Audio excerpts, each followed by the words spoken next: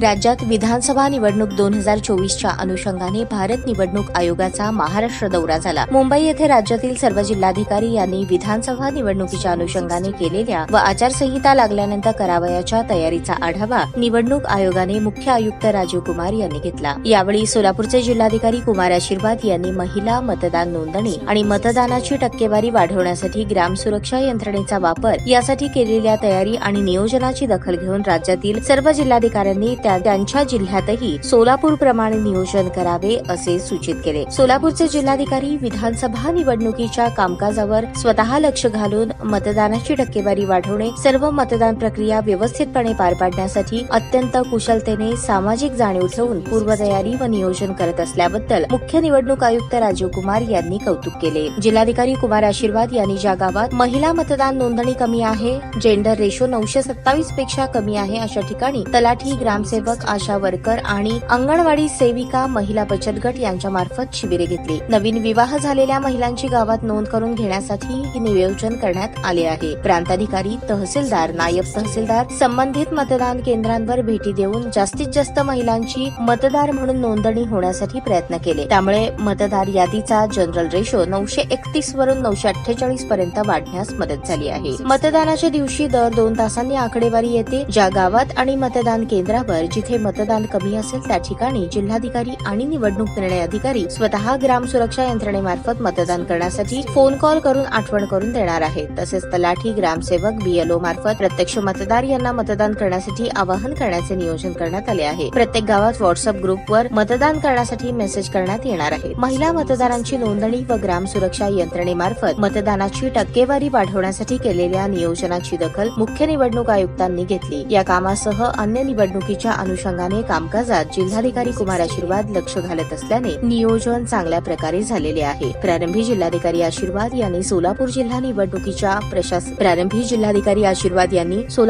निवडणूक प्रशासनाने विधानसभा निवडणुकीच्या अनुषंगाने केलेल्या विविध कामांचे सादरीकरण आयोगासमोर सादर केले। ताज्या बातम्या पाहण्यासाठी प्राईम महाराष्ट्र न्यूज चॅनलला सबस्क्राईब करा।